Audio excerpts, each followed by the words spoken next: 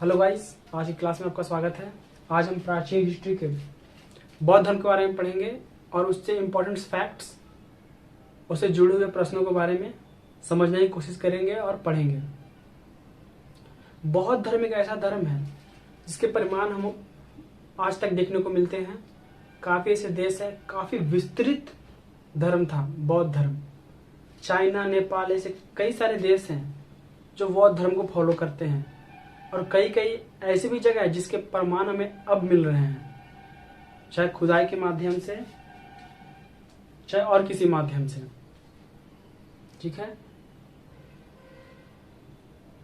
तो बौद्ध धर्म के बारे में पढ़ते हैं। ठीक है, तो बौद्ध धर्म में हम गौतम बुद्ध के बारे में जानेंगे। ठीक है, तो गौतम बुद्ध के बचपन का नाम क्या था? सिद्धार्थ था। इससे पहले इससे जुड़े एक छोटे से इतिहास के बारे में हम जान लेते हैं कि जब गौतम बुद्ध जब पैदा हुए थे तो उनके पिता उनकी कुंडली लेकर किसी पुरोहित के घर गए पता करने के लिए कि मेरा बेटा क्या बनेगा या मेरे बेटे की कुंडली कैसी है। तो जो पुरोहित था, उन्होंने जब कुंडली देखा तो उन्होंने बोला कि आपका बेटा या तो महान राजा बनेगा या एक महान सन्यासी बनेगा। तो उसके पिता काफी डर गए गौतम बुद्ध के, इसलिए उन्होंने उनके जीवन पे पहरा लगा दिया। जैसे वो दुख, तकलीफ, ये सारी चीजें गौतम बुद्ध को देखने नहीं देते थे। तो ये छोटा सा इतिहास है, अब पढ़ते हैं हम लोग। गौतम बुद्ध के बचपन का क्या नाम था? सिद्धार्थ था। ठीक है, उनके पिता का क्या नाम था? सुधोधन, जो कि शाक्य वंश के राजा थे। नेपाल के निकट एक कपिलावस्तु जगह है, वो उनकी राजधानी थी। माता का नाम क्या था? तो महामाया था, जो कि बुद्ध के जन्म के एक हफ्ता बाद उनकी मृत्यु हो गई महामाया की। तो बुद्ध का जो पालन पोषण था उनकी मौसी प्रजापति गौतमी ने की थी। जन्म कब हुआ था? कपिलावस्तु में, कपिलावस्तु के लुम्बिनी में 566 ईसा पूर्व में के आसपास में हुआ था गौतम बुद्ध का जन्म। 16 वर्ष की आयु में उनका विवाह हुआ यशोधरा के साथ, और 28 वर्ष की आयु में इनको एक पुत्र हुआ जिनका नाम इन्होंने राहुल रखा। ठीक है, हुआ यूं कि जब गौतम बुद्ध अपने राज्य को भ्रमण करने के लिए निकले, ऐसे तो उनको अनुमति नहीं थी, फिर भी वो हट करके या फिर छुप के या फिर आज्ञा लेके वो भ्रमण करने के लिए निकले, तो उन्होंने एक वृद्ध, एक बीमार, एक मुर्दे और एक सन्यासी को देखा, जिनसे उनका मन विचलित हो गया। वो सोचने लगे कि लोग बीमार क्यों पड़ते हैं, मरते क्यों हैं, उनको इतना पीड़ा क्यों भोगना पड़ता है, इतना दुख क्यों झेलना पड़ता है। तब उन्होंने 29 वर्ष की आयु में क्या ले लिया? गृह त्याग कर दिया या संन्यास धारण कर लिया। ठीक है, किसने? गौतम बुद्ध ने 29 वर्ष की आयु में गृह को त्याग कर दिया या संन्यास धारण कर लिया। सन्यासी लोग जो होते हैं ना, वो इतने प्रभावशाली होते हैं, आपको 2 सेकंड में आपके दिमाग को ऐसा कर देंगे। मैं बुराई नहीं कर रहा हूं, मैं उनकी तारीफ कर रहा हूं। जो आम इंसान होता है ना, उनके प्रभाव में इतना जल्दी आ सकता है जिसको बारे में आप सोच भी नहीं सकते हैं। क्योंकि मैं तो कहूंगा कि लड़की से भी ज्यादा खतरनाक होते हैं सन्यासी। क्योंकि लड़की लोग तो आपको 6 महीना या 7 महीने अब उनके चक्कर में रहते हो और फिर निकल नहीं पाते, लेकिन सन्यासी ने आकर आपके दिमाग को जीत लिया या अपनी बातों को आपके दिमाग में डाल दिया, या आप उनसे प्रभावित हो गए या आप उनके संपर्क में आ गए, तो जिंदगी भर आप इसे निकल नहीं पाएंगे। मैं बुराई नहीं कर रहा हूं, मैं बता रहा हूं कि वो कितने प्रभावशाली होते हैं। जैसे एक कहानी है, उंगलीमाल की कहानी तो आपने सुनी ही होगी। उंगलीमाल के बारे में थोड़ा सा बता देता हूं आपको। उंगलीमाल जब पैदा हुआ, जब उसका जन्म हुआ, तो उंगलीमाल के पिता भी उनको एक पुरोहित, उनकी कुंडली लेकर एक पुरोहित के पास गए पता करने के लिए कि मेरे बेटे का भविष्य क्या होगा, जब बड़ा होकर ये क्या बनेगा। जब पुरोहित ने उसकी कुंडली देखी, पुरोहित बहुत चक्का हो गया। पुरोहित ने बोला कि जब पुरोहित ने उसके पिता से पूछा, अंगुलीमाल के पिता से पूछा कि बताओ जब ये पैदा हुआ था तो वातावरण कैसा था। तो उसके पिता घबरा गए, बोले कि हाँ वातावरण तो कुछ था, काले अंधेरे थे, तारे भी उतने अच्छे से दिख नहीं रहे थे, अब चांद भी दिख नहीं रहा था, अमावस्या टाइप हो गया था वातावरण। तो जो पुरोहित था वो बोला कि ये बड़ा होकर एक विख्यात डाकू बनेगा, जिसे उसके पिता काफी घबरा गए। तो उन्होंने उसके नामकरण के बारे में सोचा कि इसका नाम क्या रखें। तो पुरोहित ने बोला कि इसका नाम आप अहिंसक रख दीजिए। अहिंसक इसलिए कि अगर वो बचपन से बड़ा होगा तो उसको अहिंसक अहिंसक अहिंसक अगर बोलेगा, सब उसको पुकारेगा उसके नाम से, तो उसके दिमाग में प्रभाव पड़े और वो हिंसा की तरफ से हटे, इसलिए उसका नाम अहिंसक रखा गया। यही सोच कर रखा गया। आपको पता है उंगलीमाल तक्षशिला जो कि एक विख्यात केंद्र था, विश्वविद्यालय था, जहां से बहुत बहुत बहुत दूर दूर से लोग शिक्षा ग्रहण करने आते थे। उंगलीमाल ने वहां से शिक्षा ग्रहण किया था। जब उसे शिक्षा ग्रहण करने के लिए तक्षशिला में भेजा गया तो उसके साथ उसके कुछ मित्र भी थे, और कम ही वक्त में अहिंसक ने यानी कि उंगलीमाल ने अपने गुरुओं का दिल जीत लिया। वो काफी सारे सब्जेक्ट में निपुण था, काफी इंटेलिजेंट था, और जो उनके दोस्त थे उनसे वो वार्तालाप भी करता था, और जो उनके जो दोस्त थे उनको कई बार वो घुटने पे ला देता था, चाहे नॉलेज के माध्यम से चाहे ज्ञान के माध्यम से। तो उनके जो दोस्त थे उससे जलते थे, काफी जलते थे। तो जो उसके गुरु थे उंगलीमाल के, उनके दोस्तों ने क्या किया कि उंगलीमाल की बुराइयां शुरू कर दी, बुराई करना शुरू कर दी कि उंगलीमाल ऐसा है, आपके बारे में बहुत बुरा करता है। हद तो तब हो गई जब उंगलीमाल के दोस्तों ने यहां तक कह दिया कि अपने उंगलीमाल के गुरु से कि आपकी जो पत्नी है उस पर गलत दृष्टि है। किसकी? उंगलीमाल की। जिससे उसके गुरु काफी क्रोधित हो गए और वो सोच रहे थे कि मैं इसको क्या सजा दूं, लेकिन वो विवश थे क्योंकि वो ऐसा कर नहीं सकते थे। तो जब उंगलीमाल की शिक्षा समाप्त हुई, उंगलीमाल की शिक्षा जब समाप्त हुई तो गुरु दक्षिणा देने का टाइम आया। तब उनके गुरु ने उंगलीमाल यानी अहिंसक से गुरु दक्षिणा मांगी और बोली कि मुझे 11 आदमियों की उंगली चाहिए। तब जो ये था, जो उंगलीमाल था, वो काफी घबरा गया क्योंकि उससे पहले उसने एक भी हत्या नहीं की थी। वो गुस्सा होता था, ऐसा नहीं कि वो गुस्सा नहीं होता था या उसको क्रोध नहीं आता था, वो अपना आपा भी खोता था गुस्से में, मगर किसी को हर्ट करने के बाद या किसी को तकलीफ पहुंचाने के बाद उसने आज तक अपने जीवन में किसी न सोची थी ना उसने कभी किया था। जब उसने ये बात सुनी तो वो जिसको काफी बुरा लगा, लेकिन गुरु दक्षिणा है तो देनी पड़ेगी। और उसी टाइम जब उसके पिता को, अहिंसा के पिता यानी उंगलीमाल के पिता को जब ये सारी चीजें पता चली, तब वो उंगलीमाल को ये सारी बातें बताते हैं कि तुम जो पैदा हुए थे वो सारी कहानी कि ये भविष्यवाणी किया गया था। फिर भी उंगलीमाल घबराया नहीं, अहिंसक घबराया नहीं जो उसका नाम था। वो काफी प्रयास करने लगा कि मैं इससे निकलूं, प्रयत्न करने लगा, लेकिन जो गुरु थे वो काफी क्रोधित थे उनके दोस्तों के कारण जिन्होंने भड़काया था।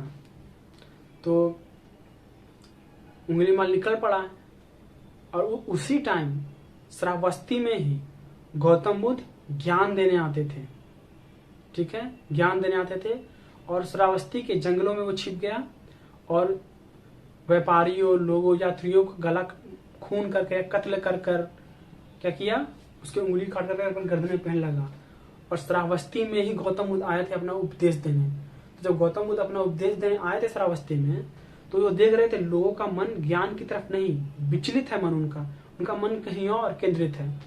तब उन्होंने पता लगाया गौतम बुद्ध ने, तब पता चला कि कोई उंगली नाम का डाकू रहता है जो कि लोगों को मार देता है और उनकी उंगलियों का माला बनाकर अपने गर्दनों में पहन लेता है। तो जब उंगलीमाल जंगल में छिपा हुआ था तो गौतम बुद्ध को पता चला, तो जंगल में गए। तो जब जंगल में वो गए तो उंगलीमाल मिला।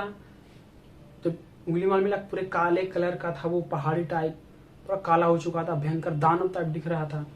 तब उंगलीमाल की तरफ वो दौड़ा उनको मारने के लिए। तो गौतम बुद्ध आराम से, तब उनका मन शांत था, वो आराम से उसी की तरफ आ रहे थे। तो वो देख कर काफी आश्चर्यचकित हो गया, शॉक्ड हो गया। वो कह रहे ऐसे कैसे हो सकता है। फिर उसने देखा कि ये सन्यासी है। फिर उंगली मार ले, उसको रुकने की धमकी भी दी, रुको रुको। तब गौतम बुद्ध ने बोला कि मैं तो रुक जाऊंगा, पर तुम कब रुकोगे। और फिर उसने गौतम बुद्ध की शरण में आ गया उंगलीमाल। कुछ लोग कहते हैं कि पेड़ के पत्ते को तोड़ने के लिए बोला उंगलीमाल को, और फिर बोला कि इसे जोड़ कर बताओ। ये सारी चीजें, कहानियां भी हैं विकसित। तब उंगलीमाल गौतम बुद्ध के शरण में आया और एक भिक्षु बना। ये कहानी जुड़ी हुई थी। तो सन्यासी ऐसे लोग होते हैं जो आपको ऐसे ऐसे ज्ञान चंद शब्दों में आपको दे देंगे, जिससे आप निकल नहीं पाओगे, या जिससे आप इंटरेक्ट कर पाओगे, या जिससे आपके मन पर एक ऐसा प्रभाव पड़ेगा जो आपको सत्य की खोज में तत्पर कर देगा, या सत्य की खोज में आपको लगने पर विवश कर देगा। और एक और कहानी है, ये गौतम बुद्ध से रिलेटेड नहीं है, लेकिन मैं बताना चाह रहा हूं कि जो संत लोग होते हैं, इनका प्रभाव किसी आम लोगों पर कितना प्रभावशील होता है, कितना इंपॉर्टेंट होता है। कैसे वो एक आम आदमी के मन में प्रार्थना, वेदना या फिर ज्ञान का दीप जला देते हैं। वाल्मीकि का नाम तो आपने सुना ही होगा, जिन्होंने रामायण की रचना की थी। वाल्मीकि के बारे में कहानी कि वाल्मीकि जब किसी राज में रहते थे तो वहां के जो पदाधिकारी लोग थे उनसे उनका बनता नहीं था। ठीक है, उनका जो नाम था उस टाइम रत्नाकर था, रत्नाकर। वाल्मीकि का रियल नाम क्या था, रत्नाकर था। तो वहां के जो पदाधिकारी थे उनसे बनता नहीं था, इसलिए वाल्मीकि यानी रत्नाकर ने वहां विद्रोह कर दिया। और विद्रोह कर दिया तो उससे हुआ क्या कि वहां के जो राजा थे उन्होंने उसको दंड देने की घोषणा कर दी। तो रत्नाकर क्या किए, भाग गए जंगल में। और जंगल में भाग गए, छुप कर रहने लगे। तो अपने जीवन को जीने के लिए, अपने जीवन के चक्र को चलाने के लिए, खाने के लिए, पीने के लिए उन्होंने लोगों को लूटना कर दिया, और उन्होंने लोगों की हत्या भी की इसके लिए। एक टाइम था जब नारद मुनि जो थे वो आ रहे थे उसी रास्ते से। तो जब रत्नाकर डाकू, उनका नाम ही पड़ गया था रत्नाकर, डाकू रत्नाकर वाल्मीकि का। तब जब डाकू रत्नाकर ने जब नारद मुनि को देखा तो उनको लूटने के लिए गया। तो जब नारद मुनि ने उनसे एक ही सवाल पूछा कि तुम जो ये पाप कर रहे हो, तो क्या इसमें तुम्हारा जिनके लिए तुम पाप कर रहे हो, जो तुम्हारा परिवार है, क्या तुम्हारे पाप में वो लोग सहयोगी हैं। तो डाकू रत्नाकर ने बोला कि बिना सोचे समझे बोल दिया कि हाँ है। तो भाई नारद मुनि बोला कि एक काम करो, तुम अपने घर जाओ, मैं यहीं पे बैठता हूँ और पूछ कर आओ। अगर उन्होंने जो भी जवाब दिया, अगर उन्होंने हाँ बोल दिया, तो मैं अपना सारा आभूषण और गहने और मेरे जितने भी वस्त्र हैं और जितने भी मेरे पास पैसे हैं, मैं सब तुमको दे दूंगा। तो रत्नाकर गए, डाकू रत्नाकर सभी से उन्होंने पूछा, अपने बीवी से, अपने बच्चे से। तो बोला अरे भाई हम क्यों जिम्मेदार है, आप घर के बड़े बुजुर्ग हैं, आपका कर्तव्य है ये, आपके पाप में हम क्यों भागीदारी बनेंगे। तब भाई डाकू रत्नाकर दौड़ते हुए गए और उनके चरणों में गिर गए और बोले कि हमें माफ कर दो नारद मुनि से। तब उनके दिमाग में आया कि तब उनको पता चला कि वो कौन सा पाप कर रहे हैं, और उनके दिल में ज्ञान का दीप जला। तब वो डाकू रत्नाकर से महर्षि वाल्मीकि बने। ये सारी कहानियां हैं जो एक संत एक व्यक्ति को कैसे जागरूक कर सकता है। ये सारी चीजें इन कहानियों से हम जान सकते हैं। ठीक है भाई, संत लोग बहुत खतरनाक होता है भाई। बेचारा प्यार से डांगा डाल रहा था उंगली माल, तो वहां पहुंच गए कि तुम कब रुकोगे, मैं तो रुक गया हूं, बदल गया। और फिर क्या नाम है उसका, डाकू रत्नाकर, भाई वो भी डांगा डाल रहा था, उसको भी क्या जरूरत थी। छोड़ो ये सब तो मजाक की बात है, मगर ये सारी चीजें हैं इंपॉर्टेंट। तो कहाँ थे हम लोग, 28 वर्ष की आयु में उनका पुत्र राहुल, और 29 वर्ष की आयु में क्या किया, गृह को त्याग किया। किन किन दृश्यों को देखने के बाद उन्होंने गृह त्याग किया? वृद्ध को, एक बीमार को, एक मुर्दे को और एक सन्यासी को। जब गौतम बुद्ध जब घर त्याग किया, गृह त्याग किया, तो उन्होंने वैशाली के एक निकट एक गुरु थे आराध्य, और राजगिरी के एक निकट एक गुरु थे, इनका रुद्रक रामपुत्र था। उनसे भी गौतम बुद्ध ने ज्ञान लेने का प्रयत्न किया, पर वो उनसे संतुष्ट नहीं हो पाए। और फिर फिर उन्होंने 5 उनके जो मित्र थे उनके साथ ज्ञान की खोज में इधर उधर भटके, और भूखे, काफी दिन तक वो भूखे भी रहे। जब वो मृत्यु के करीब आए, तब उन्होंने भोजन को क्या किया? ग्रहण कर लिया। जिनसे उनके जो 5 मित्र थे वो उन्हें छोड़कर चले गए। ठीक है, तो उरुबेला के स्थान पर पीपल के वृक्ष के नीचे 39 दिन तक उन्होंने कंटिन्यू ध्यान किया। उरुबेला जो अभी बोध गया से प्रसिद्ध है। उरुबेला बोध गया कोई पहले उरुबेला के नाम से जाना जाता था। तो उरुबेला नामक स्थान पर पीपल के पेड़ के नीचे 39 दिन तक उन्होंने ध्यान करने के बाद ज्ञान की प्राप्ति की, 39 दिन तक। और जब वो उरुबेला गए थे तो एक सुजाता नामक स्त्री ने उन्हें दूध या फिर खीर खिलाया था। ठीक है, और जब उन्होंने ज्ञान प्राप्त किया, गौतम बुद्ध ने जब उन्होंने ज्ञान प्राप्त किया, तो सबसे पहले उन्होंने आदेश उन्हीं 5 मित्रों को दिया, सारनाथ में दिया। उन्हीं 5 मित्रों को जो उन्हें छोड़कर चले गए थे, अपने 5 साथियों को उपदेश दिया सारनाथ में। और वही बुद्ध धम्म चक्र परिवर्तन के नाम से जाना गया। किससे? जब उन्होंने ज्ञान की प्राप्ति की, तो सारनाथ जो कि बनारस के निकट है, वहां उन्होंने अपना प्रथम उपदेश दिया अपने उन्हीं 5 शिष्यों को। और वही बौद्ध धर्म में, ठीक है, वही बौद्ध धर्म में क्या कहलाता है? धम्म चक्र परिवर्तन कहलाता है। ठीक है, और बौद्ध धर्म के त्रिरत्न भी होते हैं, बुद्ध, धम्म, संघ। अगर पूछेगा आपसे कि बौद्ध धर्म के त्रिरत्न के नाम बताइए, तो बुद्ध, धम्म, संघ। और उनका जो सबसे पवित्र त्योहार है वो वैशाखी का त्योहार है। बौद्धों का सबसे पवित्र त्योहार वैशाखी का त्योहार। और पूछा कि बौद्ध धर्म के जो प्रमुख ग्रंथ है उसका नाम क्या है, तो उसका नाम है त्रिपिटक। बौद्ध धर्म का जो प्रमुख ग्रंथ है उसका ग्रंथ का नाम क्या है? त्रिपिटक नाम है। त्रिपिटक को सबसे पहले पाली भाषा में लिखा गया था, लेकिन बाद में फिर उसे संस्कृत लैंग्वेज में लिखा गया। और भारत में जो बौद्धों का अंतिम ग्रंथ है जो लिखा गया या बनाया गया, वो था वायपाकिशिनी। क्या था? वायपाकिशिनी, जो अंतिम बौद्ध ग्रंथ है जो भारत में लिखा गया, बनाया गया। ठीक है, अगर आपसे पूछेगा कि बौद्ध धर्म ने अपना प्रथम उपदेश कहाँ दिया, तो सारनाथ में। कहाँ दिया? सारनाथ में। और अगर पूछेगा कि बौद्ध धर्म में सबसे ज्यादा उपदेश कहाँ दिया, तो वो दिया श्रावस्ती में। सबसे प्रथम उपदेश सारनाथ, सबसे ज्यादा बार उपदेश श्रावस्ती में।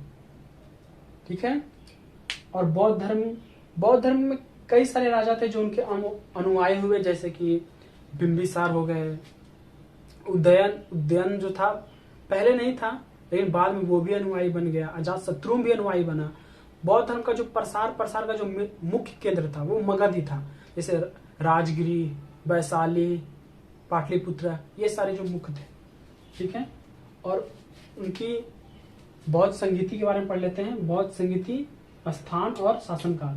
प्रथम बौद्ध संगीति जो हुई थी वो राजगिरी में हुई थी, अजातशत्रु के शासनकाल में हुई थी। दूसरी बौद्ध संगीति जो हुई थी वो वैशाली में हुई थी, कालाशोक के शासनकाल में हुई थी। तीसरी बौद्ध संगीति जो हुई थी पाटलिपुत्र में हुई थी, अशोक के शासनकाल में हुई थी। और चौथी कुंडलवन कनिष्ठ, कुंडलवन कश्मीर में है। ठीक है, और बौद्ध धर्म, अगर क्वेश्चन ऐसा पूछ दिया कि बौद्ध धर्म में पहली महिला अनुयायी कौन थी, तो वो उनकी मौसी थी प्रजापति गौतमी, उन्हीं की मौसी थी। उन्हीं के कहने पर उन्होंने महिलाओं को भिक्षुक बनाया, गौतम बुद्ध ने, इसको प्रजापति गौतमी ने। ठीक है, और बौद्ध जो धर्म था वो काफी मतलब ऐसा धर्म काफी मुश्किल था या फिर कठिन था फॉलो करने के लिए सभी लोगों के लिए। इसलिए तो बौद्ध संघ की स्थापना की गौतम बुद्ध ने। भिक्षुक और उपासक दो भागों में। भिक्षुक थे जो संन्यास जीवन रखकर बौद्ध प्रचार करते थे, और जो उपासक थे वो गृहस्थ जीवन में भी रहकर बौद्ध धर्म का प्रचार करते थे। ठीक है, एक बार हम लोग रिकॉल कर लेते हैं। बौद्ध धर्म का जन्म कहाँ हुआ था? कपिलावस्तु में हुआ था। ठीक है, और उनकी पत्नी का नाम यशोधरा, माता का नाम माया, जो कि उनके जन्म के एक हफ्ता बाद जिनकी मृत्यु हो गई थी। ठीक है, उनके पिता का नाम सुधोधन, जो कि शाक्य वंश के राजा थे। उन्होंने संन्यास 3-4 दृश्यों को देखकर त्याग किया। तो वृद्ध, एक बीमार, एक मुर्दे और एक सन्यासी। 29 वर्ष की आयु में उसके पुत्र का नाम था राहुल, पत्नी का यशोधरा। ठीक है, सबसे पहले उन्होंने कहाँ दिया था उपदेश? तो सारनाथ में दिया था अपने 5 मित्रों को। वही धर्म चक्र प्रवर्तन कहलाया बौद्ध धर्म में। और उनकी मृत्यु कुशीनगर में हुई थी 80 वर्ष की आयु में, 468 ईसा पूर्व के आसपास। और जब उनकी मृत्यु हुई थी तो वही महापरिनिर्वाण के नाम से जाना गया। उनकी मृत्यु के पश्चात ही महापरिनिर्वाण के नाम जाना गया। जब उनकी मृत्यु हुई तो उनकी अस्थियां को 8 भागों में विभाजित किया गया और उनको स्तूपों के माध्यम से उसे बनाया गया, जो कि सांची का स्तूप काफी बड़ा स्तूप है। उनके शिष्य का नाम था, प्रिय शिष्य का नाम क्या था? तो आनंद था उनके प्रिय शिष्य का नाम। अगर पूछा कि गौतम बुद्ध के प्रिय शिष्य का नाम क्या था, तो उनके प्रिय शिष्य का नाम आनंद था। तो ये सारी जो चीजें हैं ये गौतम बुद्ध से रिलेटेड है और इसी से ही आपको क्वेश्चन पूछेगा। ठीक है, प्रथम बौद्ध संगीति कहाँ हुई थी? राजगीर में हुई थी, शतुर के शासनकाल में। द्वितीय वैशाली में कलाशोक के शासनकाल में। तीसरा पाटलिपुत्र अशोक के शासनकाल में। चौथा कुंडलवन कनिष्क के शासनकाल में। कुंडलवन कश्मीर में है।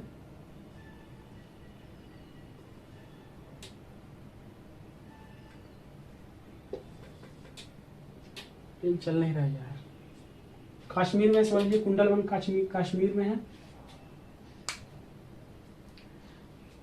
जो ये संत होते हैं इनके बुक पढ़ना चाहिए। इनके बुक में काफी अच्छे चीजें होती हैं। जैसे मैंने लेटेस्ट अभी बुक पढ़ा है सदगुरु का। सदगुरु एक है संत जिनका मैंने बुक पढ़ा है, उनकी जीवनी के बारे में जाना है और काफी ऐसे चीजें हैं जो आपको काफी प्रभावित करेंगे। आप लोगों को पढ़ना चाहिए इनके बुक। ठीक है, तो ये थे बौद्ध धर्म और इससे रिलेटेड कुछ फैक्ट्स। तो अगले बार हम लोग मिलेंगे। ठीक है, और इससे आगे का जो चैप्टर है उसको कवर करने की कोशिश करेंगे। तो मिलते हैं अगली बार। जय हिंद।